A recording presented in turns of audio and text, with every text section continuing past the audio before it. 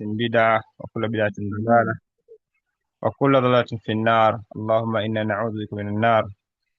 اللهم علمنا ما ينفعنا وانفعنا بما علمتنا وزدنا علما يا رب العالمين. آمين آمين. Leo kwa mara nyingine tena tunatarajia tuendelee na darasa yetu ya tafsiri. Allah akitufikisha tuondokea aya nambari 3 katika suratu At-Tauba. Jana tulianza na aya 2 za kwanza kuanzia kauli yake tabaraka wa taala, baada a'udhu billahi minash shaitani rajim, bara'atun min Allah. Hii ni kujivua kwa Allah na kujiweka mbali kwa Allah wa rasuli na mtume wake, ila alladhina ahadtum, kwa wale ambao muliahidiana nao, yani nyinyi Waislamu muliwekeana nao miadi, minal mushrikin, miongoni mwa washirikina. Sihu fil ardi, basi tembeeni, yani wanaambiwa washirikina watembee fil ardhi, katika ardhi, 4 ashhurin, katika muda wa miezi 4 wakiwa wapo huru, na kwamba Allah amewachukulia dhamana kwamba hawatodhuriwa na Waislamu. Waalamu, na mfahamu, annakum, kwamba nyinyi washirikina, ghairu mu'jizillah, si wenye kumshinda Allah, wa anna Allah mukhzil kafirin, na kwamba Allah ni mwenye kuwadhalilisha makafiri. Aya tunazoondoka nazo leo ni kuanzia aya nambari 3, adhanu minallahi wa rasulihi ila nnasi yawmal hajjil akbar. Na hili pia ni tangazo kutoka kwa Allah subhanahu wa ta'ala na mtume wake kuendea watu wote, yani wale walikuwa wanazungumziwa katika aya zilizopita, ilikuwa alladhina ahadtum, wale ambao walikuwa wana mafungamano nao, ambao ilikuwa ni mushirikina wa Makka hasa hasa, na wale ambao wanawafuata washirikina wa Makka. Lakini hii ni kwa watu wote. Sasa tangazo linatoka, wa adhanu minallah, hili ni tangazo kutoka kwa Allah wa rasuli na kutoka kwa mtume wake, ila nasi, kwenda kwa watu wote, yaumul hajjil akbar, siku kubwa katika hija, ambayo ni siku ya mwezi 9 mfungo 3, yani siku ya Arafa, au siku ya mwezi 10, siku ya an-nahri, siku ya kuchinja, kwa tofauti ya iliyokuja kwa wanachuoni. Na kauli ambayo huenda ikawa ndiyo rajih ni kwamba ni siku ya mwezi 9, siku ya mwezi 10, yani yaumun nahri, kwa sababu usiku wa kuamkia siku hiyo inakuwa bado Arafa inaendelea, kwa sababu Arafa inaanza mchana kuelekea jioni, na alafu asubuhi yake ndio matendo mengi ya hija yanakamilika, yani siku ya mwezi 10, matendo ya kuchinja na kwenda jamarati na mengineyo, na hata watu kuja kufanya tawafu na sa'i bado inaendelea siku ya mwezi 10. Kwa hiyo huenda ikawa siku inayokusudiwa hasa yaum al-hajjil akbar ni siku ya mwezi 10. Anna Allah bari'un minal mushrikina, na hii ilikuwa ni siku ya mwezi 10 katika mwaka wa 9 wa hijiria, mwaka wa 9 wa hijiria, ambapo mwaka wa 10 ndio ulikuwa mwaka wa mwisho wa Mtume sallallahu alaihi wasallam kuishi, ndio akafanya hijjatul wada. Kwa katika mwaka wa 9 wa hijra, Allah subhanahu wa ta'ala akatangaza tangazo hili kama ambavyo tutaona katika tafsiri, na Mtume sallallahu alaihi wasallam akalitekeleza kwa kuwatuma wajumbe waende wakatangaze anna Allah bari'un minal mushrikina, kwamba Allah yupo mbali na washirikina, wa rasuluhu, na mtume wake. Yani Allah hawapendi washirikina, yeye na mtume wake hawapendi washirikina, bali ni maadui zao. Kwa wanatangaza kuwa nao mbali, kwa umbali kinyume cha kuwa nao kwa wapenzi wao.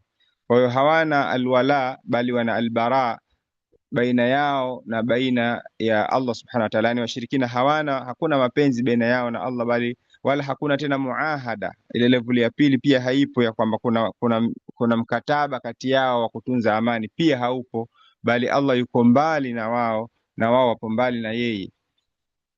Fa in tubtum, ikiwa mtatubu, yani nyinyi washirikina ambao Allah amekutangazieni kwamba yeye yupo mbali na nyinyi, fa huwa khairul lakum, kutubu na mkatoka katika ushirikina na kuja katika Uislamu, jambo hilo ni bora kwenu nyinyi. Wa inta wallaitum, na kama mtakengeuka mkaendelea kubakia katika ukafiri, fa'alamu, basi tambueni, eleweni, jueni, annakum ghairu mu'jizillah, kwamba nyinyi hamwezi kumshinda Allah, wabashiril ladhina kafaru, na wabashirie ewe Muhammad sallallahu alaihi wa alihi wasallam wale waliokufuru, biadhabin alim, kupata adhabu chungu, adhabu yenye maumivu, adhabu inayoumiza. Illa alladhina ahadtum, isipokuwa Allah hajavunja mkataba na hajajiweka mbali na wale ambao mumeahidiana nao, yani ambao bado mna mkataba nao, minal mushrikina, miongoni mwa washirikina. Thumma lam yanqusukum shay'a, halafu akawa hawajapunguza chochote. Shay'an imekuja kwa tanwini, wanasema tanwini katika siyaki ya nafi. Lam yanqusukum, lam ni nafi, halafu shay'an imekuja kwa nakira kuonesha chochote, kwa maana ya kitu chochote kile. Wanasema neno shay'an ndio linaloonesha zaidi kwamba hawajapunguza chochote katika yale mlokubaliana, kwa maana ya chochote.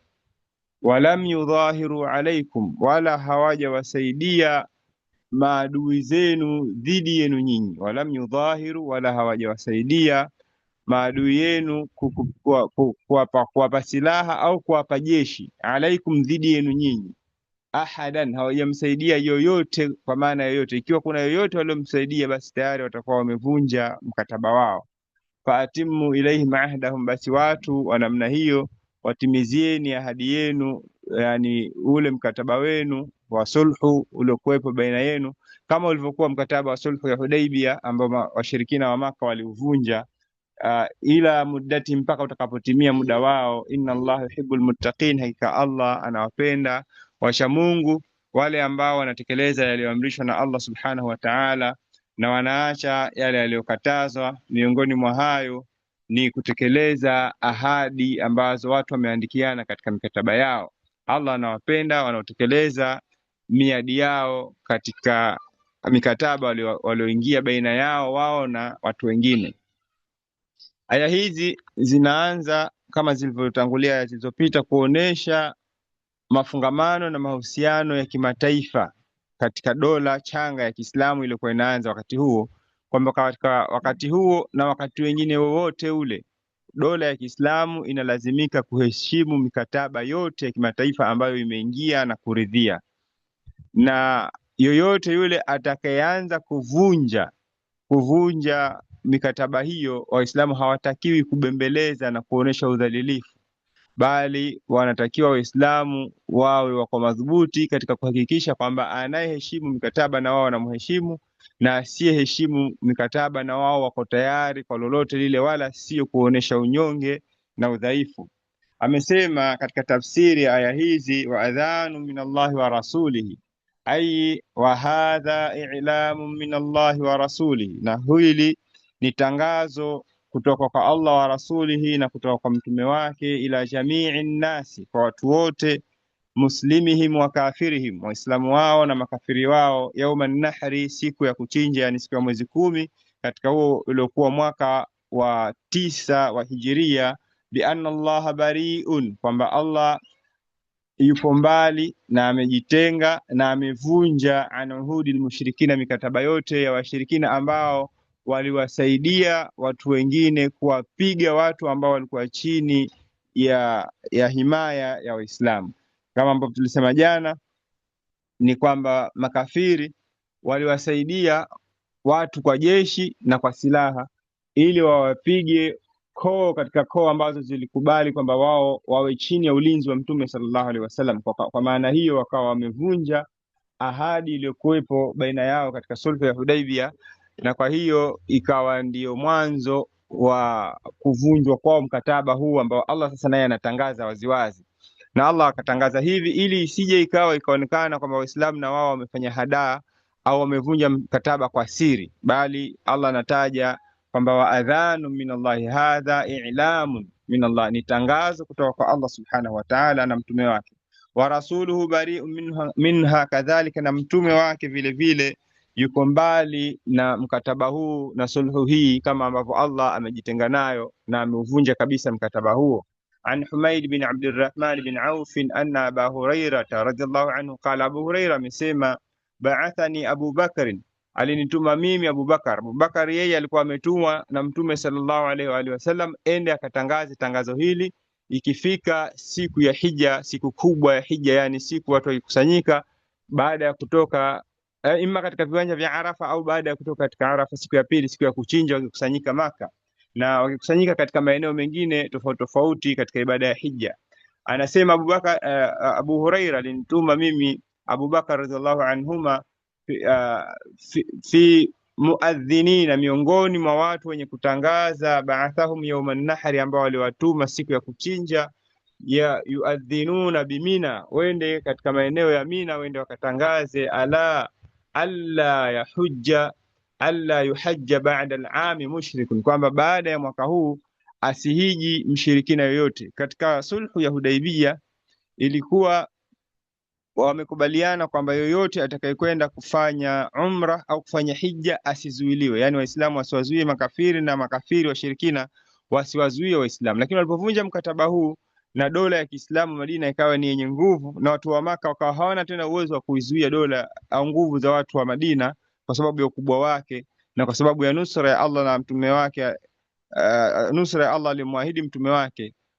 Mtume sallallahu alaihi wasallam akawatangazia sasa kuanzia mwaka ujao, na kwa sababu ilikuwa mtume ameshadhamiria kwamba mwaka wa 10 ende akafanya hija na hawa watu wameshauvunja ule mkataba, akawapelekea tangazo kwamba kuanzia mwaka unaokuja, yani mwaka wa 10 ambao mtume alifanya hijjatul wadaa, alla yuhajja, isije pakafanywa ziara baada al-ami mushrikun, baada ya mwaka huu mtu yote mshirikina asije akafanya hija, wala yatufa bilbaiti uryanu, wala asije mtu yoyote aliye uchi aliye utupu akaja akafanya hija akaja akafanya tawaf katika Baitullahi al-Haram kama ambavyo walikuwa wanafanya, kwa wasije wakajichanganya na mtume sallallahu alaihi wasallam au na jeshi la Waislamu hali ya kuwa wapo katika mila za kikafiri baada ya kuwa wameshavunja makubaliano. Qala Humaid bin Abdirrahmani, anasema Humaid ambaye amepokea riwaya hii kutoka Abu Huraira, thumma ardafa Rasulullah sallallahu alaihi wasallam, halafu mtume akafuatisha baada ya kwamba alimtuma Abu Bakar bi Ali bin Abi Talib, Ali bin Abi Talib, yani mtume sallallahu alaihi wasallam akataka, kwa sababu ndio ilikuwa ada kwa Waarabu, ikiwa walikuwa na mafungamano asiyavunje mafungamano hayo, asivunje mkataba huo isipokuwa wewe mwenyewe. Ikiwa hakuna budi, basi aje mtu katika watu wanaotoka katika nyumba yako, katika watu wanaokurithi, katika watu ambao ni asaba kwako wewe, ni upande wa kuumeni kwako, yani mabinamu. Kwa hiyo ndio akamtuma ndugu yake Ali bin Abi Talib ambaye ni binamu yake, ende akatangaze baada ya kuwa Abubakar ameshatoa tangazo hilo, na Ali naye akenda akatangaza, wa amarahu an yuadhina, na Ali naye akenda akatangaza bibaraa tangazo hili la kwamba Allah amevunja mkataba. Qala Abu Huraira anasema faadhana ma'ana Ali yawm an-nahri, Ali sisi tulipofika na yeye akaja, naye akawa anatangaza pamoja na sisi, fi ahli Mina bibaraa, katika watu wa Mina kwa baraa, kwa ili isije ikapatikana udhuru wowote. Yani Abubakar ameshatangaza na ameshatuma watu wametangaza kwa kuruhusiwa na mtume sallallahu alaihi wasallam, halafu wasije wakasema kwamba mbona amekuja Abubakar kutangaza hajaja mwenyewe Muhammad.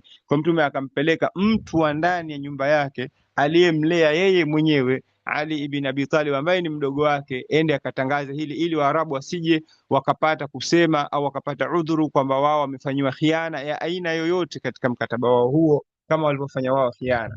Faadhana ma'ana Ali yawm an-nahri fi ahli Mina bibaraa wa alla yahujja ba'da al-'ami mushrikun, na kwamba baada ya mwaka huu wa 9 asihiji mshirikina yoyote, wala yatufa bilbaiti uryanu, la asitufu asizunguruke al-Kaaba mtu yote akiwa uchi. Fa in tubtum fa huwa khairul lakum, kauli yake tabaraka wa taala, ikiwa mtatubia enyi washirikina na mkatoka katika ushirikina mkaingia katika Uislamu, basi jambo hilo ni kheri kwenu. Ai fa in tubtum min kufrikum, mkiacha ukafiri wenu, ayuhal mushrikuna, enyi washirikina, fa huwa khairul lakum fid dunya wal akhirah, jambo hilo ni bora kwenu nyinyi duniani na akhera. Wakiwa wamepewa ile nafasi ya miezi minne ambayo kwa kauli arrajih ya wafasirina ilikuwa imeanza kuanzia mwezi 3 na mwezi 4 na yani mfungo 3 na mfungo 4 na mfungo 5 na mfungo 6 mpaka mfungo 6 ndio ikawa inamalizika siku zile ambazo wamepewa za miezi minne ya kuto kupigwa popote watakapokuwepo. Wa in tawallaytum, na kama mkikengeuka, fa'lamu, bastambueni, annakum ghairu mu'jizillah, kwamba nyinyi hamumshindi Allah subhanahu wa ta'ala. Ay wa in a'radtum, kipuuza ayuha almushrikuna, ayuha washirikina, anil imani wa ta'ati llahi wa rasuli, mkaepukana na kuamini na kumtii Allah na mtume wake, watubtum ala kufrikum, na wathabbattum ala kufrikum, na mkaendelea katika ukafiri wenu, faaiqinu, basi kweni na uhakika, annakum ghairu faitina min iqabi llahi, kweni na uhakika kwamba nyinyi hamuwezi kutoroka adhabu ya Allah, fa antum tahta qahrihi wa qudratihi, kwa sababu nyinyi mpo chini ya uwezo wake, amekudhalilisheni na chini ya uwezo wake hamna namna mnavyoweza kumshinda. Wabashiri alladhina kafaru bi'adhabin alim, ay wabashir ya Muhammad sallallahu alayhi wa alihi wasallam, na wabashirie alkafirina, makafiri, bi'adhabin mu'limin, kwa adhabu yenye kuumiza, muji'in, yenye maumivu au chungu, yusibuhum fi dunya wal akhirah, ambayo itawapata hapa duniani, imma kwa kutekwa au kwa kuuawa au kwa kuadhibiwa, na akhera kwa kuingizwa katika moto wa Jahannam. Illa alladhina ahadtum, halafu Allah akasema isipokuwa wale ambao mumewekeana nao ahadi, minal mushrikina, na mkaingia mikataba miongoni mwa washirikina, thumma lam yanqusukum shay, halafu wakawa hawakupunguza katika mkataba wenu kipengele hata kimoja, walam yudhahiru alaikum, wala hawakumsaidia alaikum ahadan, dhidi yenu hawakumsaidia yoyote, faatimu ilaihim ahadahum, hawa watimizieni ahadi zao, ila muddati, mpaka muda wao, hata kama uta extend zaidi ya ile miezi minne waliopewa hawa washirikina maalumu ambao wamevunja ahadi. Inna Allah yuhibbul muttaqin, kwa sababu Allah anawapenda wacha Mungu ambao katika wanayoyafanya ni yale yote yaliyoamrishwa na Allah na kuacha aliyokataza, miongoni mwayo yale ya kutimiza mikataba. Munasabatul ayati lima qablaha, mnasaba au mafungamano aya hii na aya zilizopita. Lamma a'lamahum, Allah alipojulisha, lamma a'lamahum Allah ta'ala bil baraa, Allah alipotangaza kwamba amevunja mkataba, wa bil waqti alladhi yu'adhanu biha fihi, na alipotangaza kwa muda ambao wanaruhusiwa katika muda huo. Wa kana ma'na al baraatu minhum annahu la ahda lahum, inaikawa maana ya ile kwamba Allah amevunja mkataba, maana yake ni kwamba wao hawana tena ulinzi, hawapo tena salama. Istathna ba'da almuahidina, Allah akataja, akawatoa, akawavua, akawafanya kwamba ni exception baadhi ya watu ambao wapo wamefunga mikataba na Mtume sallallahu alaihi wa alihi wasallam. Faqala ta'ala, akasema illa alladhina, illa kwa ajili ya kufanya watu hao kwamba wao hukumu yao sio ile hukumu ya kwanza ya baraa, na wala sio ile hukumu ya pili, wa adhanu min Allahi wa rasulihi, ay hadhihi albaraatu tamma, maana yake huku kuvunjwa huku kwa mkataba kuliko kamili, almutlaqa, ambapo hakujafungamanishwa na sharti lolote, min jamii almushrikina, kwa washirikina wote, yani kila aina ya mshirikina wote Allah amevunja nao mikataba, illa man ahadtumuhum, isipokuwa wale ambao mmefungana nao mikataba, ayuhal mu'minuna, yenye waislamu, thumma lam yanqusukum shay, halafu wakawa hawakuvunja wao chochote, mimma ahadtumuhum alayhi, katika yale ambayo mmeingiana nao mikataba, walam yu'inu, na wala hawakumsaidia, alaykum, dhidi yenu, ahada min a'laikum, yoyote katika maadui zenu. Faatimu ilaihim ahdahum ila muddatihim, ay faaufu, watimizieni kwa ukamilifu, ayuha almu'minun, enyi waumini, ila haula almushrikina, washirikina hawa, alahada, miadi, alladhi bainakum wa bainahum, wala tanqudhuhu, miadi na vipengele ambavyo vimo katika mikataba ambayo mmeingia baina yenu na wao, wala msivunje chochote, ila intihai almuddati allati ittafaqtum alaiha, mpaka umalizike muda ambao mmekubaliana juu ya muda huo. Inna Allaha yuhibbul muttaqin, ay inna Allaha yuhibbul ladhina yattaqunahu, Allah anawapenda wale ambao wanamuogopa yeye, fayamtathiluna awamirahu, wanaotekeleza maamrisho yake, wajanibuna maasiyahu, na wanaacha na wanajiepusha na makatazo yake au na kumuasi. Wa min dhalika, na miongoni mwa hayo katika taqwa, annahum yufuna biuhudihim wala yanqudunaha, ni kwamba waumini hao wanatekeleza mikataba yao na wala hawaivunji. Alfawaidu tarbawia, miongoni mwa faida zilizomo za kimalezi, kauli yake fa in tubtum fa huwa khairul lakum, at-targhibu fi tauba. Katika aya hii, kwa kipande hichi cha aya, Allah anahimiza watu na kuwavutia katika kutubia, wal iqla', na kujivua, ambayo ndio maana ya tauba, ani shirki, kuepukana na ushirikina, almujibi likauni llahi wa rasulihi mausufaini bilbaraati minhu, ushirikina ambao unamfanya Allah na mtume wake awe wanasifika wao wawili kwamba wamevunja mkataba, yani wamevunja mkataba na ushirikina, na kwamba hawana mapenzi na washirikina. Kwa hiyo mtu akiacha sifa hii akarudi, mtu huyu atakuwa yeye hayumo katika wale ambao Allah ametangaza kuvunja nao mkataba. Na vile vile katika faida za aya hizi, qaulullahi ta'ala, wa adhanu min Allahi wa rasulihi ila nnasi yawma alhajji alakbar anna Allaha bari'un min almushrikina wa rasuluhu. Aya hii laisa takraran, si marejeo liqauli sabiq wa qauli ya nyuma iliyokuja baraatu min Allah. Anasema wadhalika min wujuhi, hiyo ipo kwa namna nyingi. Ya kwanza, anna almaqsuda min alkalam alawwal, aya ya kwanza ambayo imetangaza baraatu min Allah wa rasulihi, alikhbaru bithubuti albaraa, ilikuwa watu wanapewa taarifa kwamba kuna baraa. Al-ayatul awwal wa huwa almaqsud min hadha alkalam i'lam jami' an-nas bima hasala wa thabata. Na aya hii ya pili iliyokuja wa adhanu min Allah wa rasuli, ndio aya iliyofuata hii. Almaqsud min hadha alkalam i'lamu jami' an-nas bima hasala wa thabata. Sasa watu wanajulishwa. Kwa hiyo jambo la aya ya kwanza baraatu min Allah ilikuwa inaelezwa kwamba imeshathibiti sasa Allah kuvunja mkataba. Halafu wa adhanu min Allah, hili sasa ni tangazo, watu wanatangaziwa kile kitu ambacho kimeshatokezea. Kwa hiyo ni aya mbili tofauti, na ndio maana aya ya kwanza iliishia habari zake pale pale Madina. Aya ya pili ikabidi watume watu waondoke nayo waende wakaitangaze Maka kwa watu wote. Sasa wa adhanu min Allah ila nasi. Na hapa pia tunajifunza namna ambavyo mtume alikuwa ni faal, yani ni mwingi wa kutekeleza amri za Allah zinapokuja, anaishi nazo. Ndio maana mama Aisha anasema alikuwa yeye tabia zake ni Qur'an, yani anaishi vile Qur'ani ikija ikimuelekeza hapo hapo anafanya imtithali, ana implement kile ambacho kimeteremshwa. Kwa hiyo aya ya pili ikataka tangazo litoke ila nasi, kwa watu wote. Wakaenda watu hija, watu baada ya watu wakawa wanatumwa, kama alivyotumwa Abubakar kwanza na watu wake, halafu akatumwa Ali yeye personally ende specifically kama mtu wa nyumba ya Mtume sallam kwenda kutekeleza amri hiyo. Alwajhu athani anna almurad min kalami alawwal albara'atu min alahdi. Pia namna ya pili ni kwamba maneno haya hayajirejea, ni kwamba aya ya kwanza bara'atu min Allahi ilikuwa inaonesha kwamba mkataba umevunjwa. Wa min alkalami thani, na aya ya pili wa adhanu min Allahi wa rasulihi albara'atu allati hiya naqidhu almuwalati aljariya majra zajri walwa'id.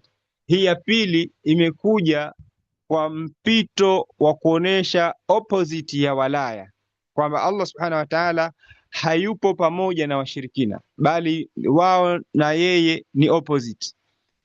Pale mwanzo ilikuwa kuna muahada, kuna makubaliano. Sasa haya makubaliano hayapo tena, kwa hiyo inarudi ile position ya asili kwamba Allah na mtume wake na waumini tabaan. Ametajwa mtume kama kiongozi wa waumini, kwa hiyo na waumini tabaan kwa kufuata, na wao vile vile wako mbali na washirikina, kama ambavyo ilivyo ada kwa Waislamu wote wakati wote, kama alivyosema Nabii Ibrahim, inna buraa'u minkum wa mimma ta'buduna min dunillah, au sehemu nyingine aliposema innani bari'un mimma tushrikuna min dunillah.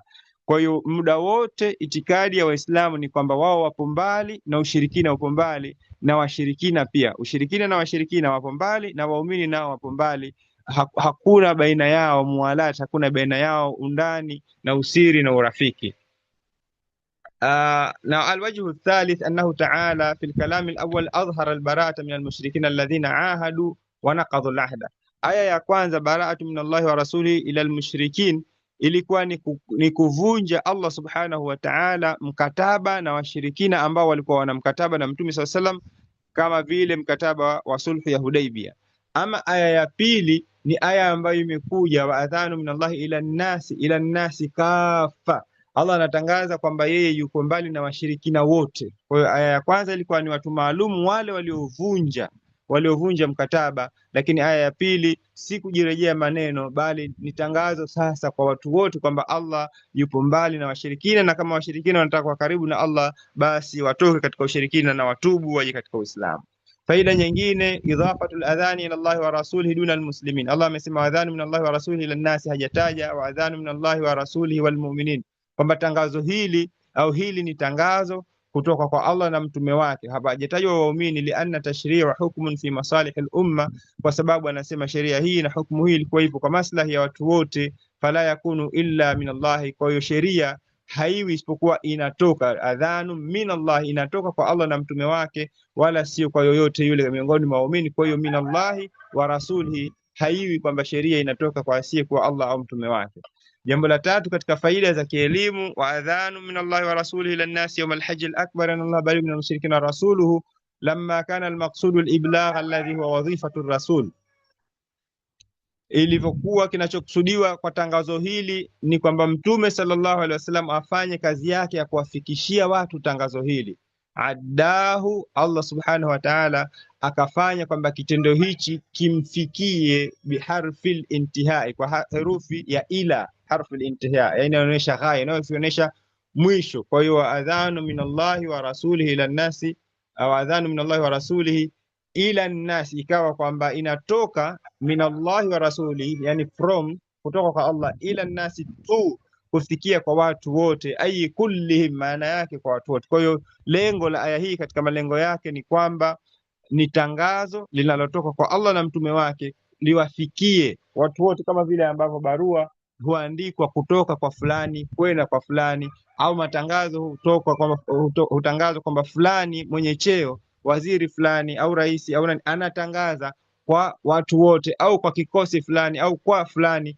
Jambo ndio hivyo hivyo ambavyo imekuja hii wa adhanu min Allahi wa rasulihi ila nnasi, na kauli yake tabaraka wa taala, wa'lamu annakum ghayru mu'jizillah, imejirejea tena vile vile kama kwamba imejirejea ambayo imekuja fa'lamu annakum ghayru mu'jizillah, laisa vile vile bitikrar, nayo vile vile hapa hakuna kurejewa kwa maana, lianna al-awwalu lilmakan, kwa sababu ile ya kwanza ilikuwa inakusudiwa lilmakani, kwa maeneo maalumu. Fasihu fil ardi, tembeeni katika ardhi 4 ashhur. Hivyo mkitembea katika ardhi mjijue kwamba nyinyi popote mtakapokwenda hamuwezi kumshinda Allah. Wathani lizamani, na ya pili ni kwa ajili ya maeneo maalumu. Allah akasema fasihu fil ardi 4 ashhur, miezi minne. Kwa hiyo miezi minne imetajwa ni zaman, na fasihu fil ardi peke yake. Wa'lamu annakum ghayru mu'jizillah ya kwanza ni kwa ajili ya ardhi, na wa'lamu annakum ghayru mu'jizillah ya pili ni kwa ajili ya kuonesha eneo. Kuna eneo kwamba popote mtakapokwenda, na kuna muda ndani ya miezi hii minne pia nyinyi hamwezi kumshinda Allah subhanahu wa ta'ala. Kauli yake illa alladhina ahadtum min almushrikina thumma lam yanqusukum shay'a wa lam yudhahiru alaykum ahadan faatimmu ilayhim ahdahum ila muddatihim. Al-aya, aya hii mpaka mwisho wake, tadullu ala anna al-ahd al-muaqqata la yajuzu naqdhuhu illa biintihai waqtihi, inaonyesha namna ambavyo Uislamu unachunga heshima ya vifungu vya mkataba, kwamba Waislamu hawatakiwi kuvunja mkataba kabla ya mkataba kumalizika muda wake.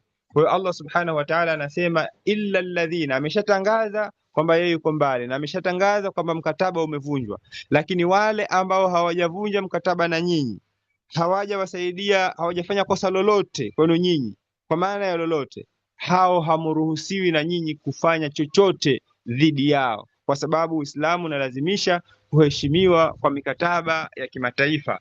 Alafu pia min shuruti al-ahdi, katika masharti ya mkataba, allati yantaqidhu bi ikhlal biha, ambao mkataba utavunjika ikiwa yatavunjwa masharti hayo, adamu mudhaharati ahadin, ni kuto kumsaidia yoyote, min a'daina, miongoni mwa adui zetu. Kwa hiyo ikiwa sisi tuna taifa tunapambana nalo, halafu na taifa jingine tumekubaliana nalo kuishi nalo kwa amani, likamsaidia yule adui yetu, huyu atakuwa amevunja ule mkataba uliopo baina yetu wa amani. Illa alladhina ahadtum min almushrikina thumma lam yanqusukum shay'a, al-aya. Wallahu a'lam wa ahkam. Aya ambayo inafuata, Allah subhanahu wa ta'ala akasema fa idhan salakha al-ashhuru al-hurum, yani itakapomalizika miezi al-hurum mitakatifu, ambayo ni ile iliyoharamishwa kuwapiga ndani yake makafiri, sio ile miezi al-hurum mashuhuri, ile 3 mutawaliyat wa Rajab Mudhar, bali hii miezi kuanzia hapa ilipotangazwa mwezi 9 au mwezi 10 mfungo 3 na kwenda mbele, na hii ndio maana ambayo inaingia akilini zaidi. Fa idha salaha al-ashhurul hurum, itakapomalizika miezi hii iliyofanywa kwamba hairuhusiwi kuwaua makafiri, ndio al-hurum, mitukufu, kwa utukufu huu wa kuzuiliwa kumwaga damu zao hawa ambao wamevunja ahadi pamoja na kwamba wamevunja mkataba. Faqtulul mushrikina, hapo waueni washirikina, haithu wajadtumuhum, popote mtakapowakuta, yani katika ardhi ile ambayo itakuwa ni ardhi sasa ya vita. Imekusudiwa kwamba dola ya Kiislamu ita take over katika ardhi ya Makka. Kwa hiyo watakaokuwa hawajaondoka baada ya kupewa miezi minne ya kuondoka, wala hawajatubia, hawa watakuwa wametangaza wao wenye wao kwamba wanataka vita. Kwa hiyo kama wamejitangazia wenye wao na muda wa kukimbia wamepewa hawajautumia, au waslimu hawataki kuslimu, hawa faqtulul mushrikina haithu wajadtumuhum, waueni washirikina popote mtakapokuta wakuta, wakhudhuhum, na muwachukue kama mateka, yani wafanyeni mateka, wakhudhuhum, wachukueni mateka, wahsuruhum, na muwazingire, waqudu lahum kulla marsad, na mukae katika kila sehemu ambapo inategemewa kwamba watapita, sio kula marsadi kwamba katika kila njia, bali katika kila njia ambayo wanatarajiwa kwamba wanaweza kupita kwa kutaka kutoroka. Fa in tabu, pamoja na hivyo, pamoja na kwamba wao wamekuanzisheni vita, wa kwanza walikuzuieni kuingia katika msikiti mtakatifu, mkaingia nao sulhu ya Hudaibia, halafu wakaivunja sulhu hiyo kwa kuwaua watu ambao ni wafuasi wenu, halafu wakawasaidia maadui zenu dhidi yenu, halafu wakapewa na miezi minne, nayo pia hawakutaka kuslimu, hali ya kuwa hawana tena nguvu za kushindana na nyinyi, na pia hawakutaka kuondoka, wakaendelea kubakia na ukafiri wao. Mkenda mkapigana nao, mkipigana nao bado tena Allah anasema ikiwa watatubia wakaingia katika Uislamu, fa in tabu, ikiwa watatubia wakaacha ushirikina wakaingia katika Uislamu, wa aqamu salata, na wakasimamisha sala, wa atau zakata, na wakatoa zaka, fakhallu sabilahum, waachieni uende zao, fakhallu sabilahum, waachieni njia yao, washike njia yao waondoke. Inna Allaha ghafurur rahim, hakika Allah ni mwingi wa kusamehe na mwenye huruma mno, mwenye kurehemu. Wa in ahadun minal mushrikina, na ikiwa hayo yote yameshatokezea, halafu akatokezea mmoja katika washirikina, istajaraka, akakutaka wewe umpe ulinzi, yani umpe amani wakati wa vita, vita vimeanza, akaja kuomba kwamba mimi sitaki kuslimu, lakini sitaki kupigana, nataka unipe amani, naomba unipe ulinzi, yani ulinzi ule wa kidiplomasia ambao mtu anakuwa katika nchi fulani, lakini anawekwa katika ubalozi wa nchi fulani, au anapewa protection maalumu na nchi hiyo, raia wa nchi nyingine, lakini analindwa na nchi nyingine. Wa ina hadu minal mushrikina, kwa mmoja katika washirikina atakuja kutaka, nadhani sijui inaitwa asylum au jina kama hilo kwa diplomasia hivi sasa, ulinzi katika nchi yako, faajirhu, basi mpe ulinzi huo. Namna gani ambavyo Uislamu Allah Jalla wa Ala alimfikia mwisho katika kuwapa kila aina ya protection watu ambao wametangaza kwamba yeye yuko mbali nao. Pamoja na kuwa mbali nao, bado sio yupo mbali nao kwa kuwachukia waja wake, bali kwa kuchukia ushirikina wao na kuwataka warudi katika Uislamu. Kwa hiyo kila njia ambayo inatarajiwa kwamba ingaliwarejesha katika Uislamu, ikiwa ni njia ya amani au njia ya vita, ikiwa ni njia ya kuwavizia na kuwateka wawe mateka, kuwachukua mateka, au kwa kupambana nao, yoyote ile njia hiyo ifanywe, ili mradi hata la takuna fitna, kusiwe na fitna, wa yakuna dinu kulluhu lillah, na dini iwe ni kwa ajili ya Allah peke yake katika ardhi. Hili ndio lengo, kwa ajili yake jihadi imesimamishwa. Kwa hiyo wa in ahadun minal mushrikina istajaraka, ikiwa mmoja katika washirikina watakutaka wape ulinzi, faajiru, wape ulinzi, hata yasma kalam Allah, ili aje aweze kusikiliza maneno ya Allah huyo mshirikina. Thumma, halafu baada ya hapo isiishie tu kumpa ulinzi, ablighu ma'manahu, msafirishe mpaka sehemu ambapo yeye anahisi kwamba hapo hatoweza kushambuliwa, atakuwa katika amani. Ma'mana, katika eneo ambalo analiona ni la amani. Dhalika, imekuwa hukumu ni hivyo, biannahum, kwa sababu wao washirikina, qaumun la ya'lamun, watu ambao hawajui. Amesema katika tafsiri, fa idhan salakha al-ashhurul hurum, yakimalizika miezi mitukufu hii walioambiwa kwamba hawatauawa ndani yake. Munasabatul aya lima qabla, kwanza mnasaba wa aya hizi na aya zilizopita kabla yake ni kwamba lamma qarrara Allah ta'ala amra al-baraa, Allah alipo ithibitisha amri ya kwamba amevunja mkataba minal mushrikina, na washirikina, ithbatan wa nafyan, kwa kuthibitisha na kukataa. Amara bima yusnau ba'da ma darabahu lahum min alajali, kataja yale mambo ambayo amewaandikia wao ambayo yatawastahiki wao wayapate baada ya muda wa miezi minne kupita. Faqala, akasema faidha nsalakha alashhuru lhurum, ikimalizika miezi minne ambayo wamepewa, faktulu lmushrikina, waueni washirikina, haithu wajadtumuhum, popote pale ambapo mtawakuta. Wa idha hadha alqadr yakif, insha Allah kesho tutakuja kuanza masala yaliyopo baina ya ikhtilafu ya kwamba je, aya hii na aya iliyopo katika surati Muhammad ipi inaifuta nyenzake. Fa idha salakha al-ashhur al-hurum, hii ambayo inaonyesha kwamba washirikina wauawe na wachukuliwe mateka, na aya ya surati Muhammad ambayo inaonyesha kwamba washirikina wanaweza kuchukuliwa fidia, wanaweza wakatoa fidia. Wallahu aalam. Kama kuna swali au maoni, fatafadhalu mashkurin maajurin. Naam.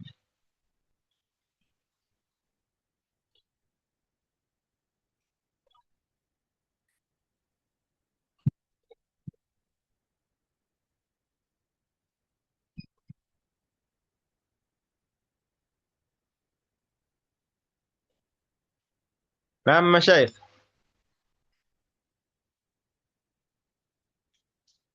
Naam, naam.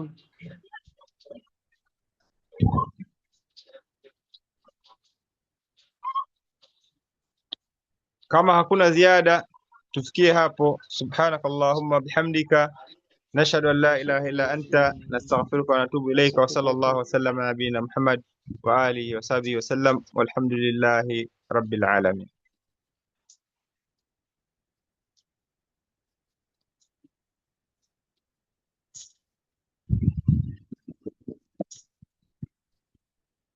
Alhamdulillah.